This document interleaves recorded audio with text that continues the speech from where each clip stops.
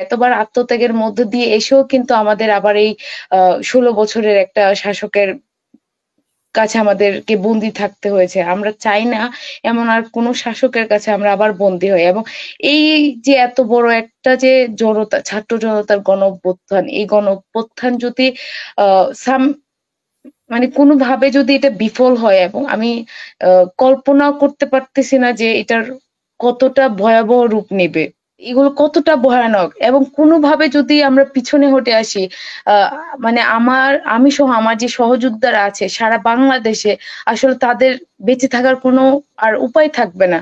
তাদেরকে এখনই যেভাবে হচ্ছে আপনার পাখির মতো হত্যা করা হইছে তাদেরকে, আসলে কারো বেঁচে থাকার কোনো উপায় থাকবে না তখন আর।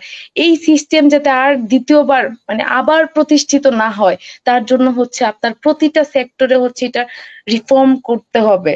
যে সরকার গঠন হয়েছে, এই সরকার যাতে ওইদিকে মনোযোগ দেয়, তারা যাতে হচ্ছে ক্ষমতার কাছাকাছি গিয়ে মানুষের এই আত্মত্যাগকে ভুলে না যায়, তারা যাতে এই আত্মত্যাগকে আহ তাদের হচ্ছে অপশক্তি হিসেবে তারা আবার নিজেরা না দাঁড়িয়ে যায়।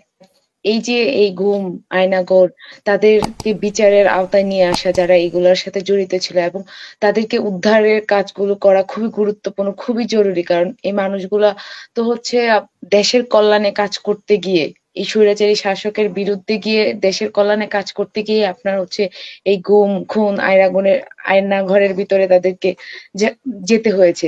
তো আমরা যদি হচ্ছে আপনার এই নতুন সরকার যারা এসেছে, ছাত্র জনতার অভ্যুত্থান, এই অন্তর্বর্তীকালীন সরকারের মধ্যে আমাদের ২ জন প্রতিনিধিও আছে, এবং আমি চাইবো যে তারা যাতে এই ব্যবস্থাগুলো অবশ্যই অবশ্যই গ্রহণ করে। কারণ এই পদক্ষেপ যদি আমরা গ্রহণ না করি আসলে, তাহলে হচ্ছে আমরা মানে কি বলবো, তাদের যে আজকেও আমরা আত্মত্যাগ। হুম, আজকেও দেখেছি যে গুম হওয়া মানুষগুলো আত্মীয় স্বজন আহাজারি করছে ঢাকা শহরে। হ্যাঁ, তাদের তারা তারা হচ্ছে এই তাদের যে আত্মীয় তাদের যে পরিবারের যে আহাজারি, মানে এগুলো তো সহ্য করার মতো না। আমরাও হচ্ছে কেন্দ্রে প্রেসার দিচ্ছি, অলরেডি দেওয়া শুরু করে দিয়েছি যে আপনারা এগুলো নিয়ে কথা বলেন, এগুলো নিয়ে কথা বলেন। এই যে সরকারের স্বৈরাচারী শাসকের অবশ্যই হচ্ছে তার যে প্রতিটা অন্যায় সবগুলো সামনে নিয়ে আসা, এগুলো হচ্ছে ডকুমেন্ট আকারে জনগণের কাছে প্রকাশ করা, তাদেরকে বিচারের আওতায় নিয়ে আসা। এবং নতুন যে সরকার এসেছে তাদের দায়িত্ব হচ্ছে, আমরা এই সরকারের কাছে আশাবাদী, যেহেতু হচ্ছে এখানে মানে ছাত্রদের সম্পৃক্ততা এসেছে, তারা ক্ষমতার কাছাকাছি গিয়ে যাতে ক্ষমতায় অন্ধ না হয়ে তাদের দায়িত্বগুলো পালন করে, এই জিনিসগুলোই হচ্ছে আমাদের চাওয়া। যেমন ধরেন এখন যদি এই সরকার যে কাঠামোটা এখানে গড়ে উঠেছে বছরের পর বছর, মুক্তিযুদ্ধের পরে, এই ৭১-এ আমাদের মুক্তিযুদ্ধ, তারপরে এরশাদের স্বৈরাচারী শাসকের পতন, তারপরেও কিন্তু আমরা দেখেছি এতবার আত্মত্যাগের মধ্য দিয়ে এসেও কিন্তু আমাদের আবার এই ১৬ বছরের একটা শাসকের কাছে আমাদেরকে বন্দী থাকতে হয়েছে। আমরা চাই না এমন আর কোনো শাসকের কাছে আমরা আবার বন্দী হই। এবং এই যে এত বড় একটা যে জনতা, ছাত্র জনতার গণ-অভ্যুত্থান, এই গণ-অভ্যুত্থান যদি আ সাম মানে কোনোভাবে যদি এটা বিফল হয়, এবং আমি কল্পনাও করতে পারতেছি না যে এটার কতটা ভয়াবহ রূপ নেবে। আমি চাইবো যে এই সরকার হচ্ছে এই সিস্টেমটাকে ভেঙে নতুন একটা সিস্টেম দাঁড় করাক। ওই উনি বলেছিলেন, ওই ভাইয়া বলেছিল যে আপনার এখনো হচ্ছে এই সরকারের কাঠামোতে বিভিন্ন প্রশাসনের দায়িত্বে হচ্ছে আপনার শেখ হাসিনা, এই খুনি হাসিনার হচ্ছে কর্মচারীরা, তাদের নিয়োগ প্রাপ্ত ব্যক্তিরা হচ্ছে এখানে এখনো হচ্ছে আছে। তার এখনো আমরা নিশ্চিত হইতে পারতেছি না যে এটা কিভাবে হচ্ছে এটা করবে।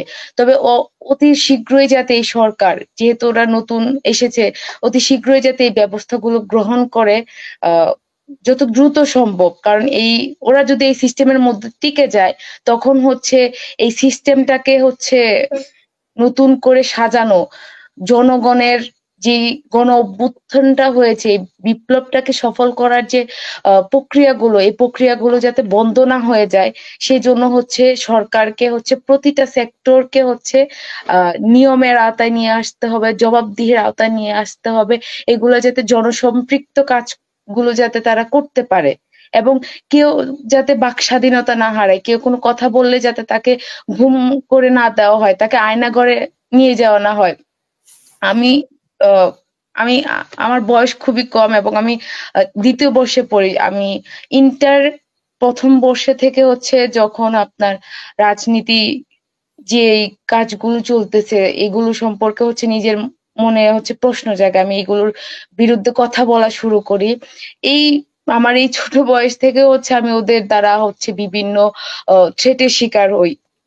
এবং এই আন্দোলনে যুক্ত হওয়ার পরে আমি যখন হচ্ছে আরো বেশি করে এগুলোর সম্মুখীন হই, মানে আমি বুঝতে পারতেছি যে এগুলো কতটা ভয়ানক। এবং কোনোভাবে যদি আমরা পিছনে হটে আসি, আহ মানে আমি সহ আমার যে সহযোদ্ধারা আছে সারা বাংলাদেশে, আসলে তাদের বেঁচে থাকার কোনো আর উপায় থাকবে না।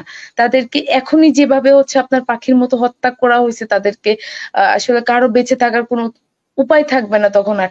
এই সিস্টেম যাতে আর দ্বিতীয়বার মানে আবার প্রতিষ্ঠিত না হয়, তার জন্য হচ্ছে আপনার প্রতিটা সেক্টরে হচ্ছে এটা রিফর্ম করতে হবে। এটা যাতে জনতার কাছে গ্রহণযোগ্য হয়। এই যে মানুষের মধ্যে এই ভেদাভেদ গুলো যাতে মুছে দেওয়া হয়। একটা সাম্য সুন্দর বাংলাদেশ আমরা দেখতে চাই।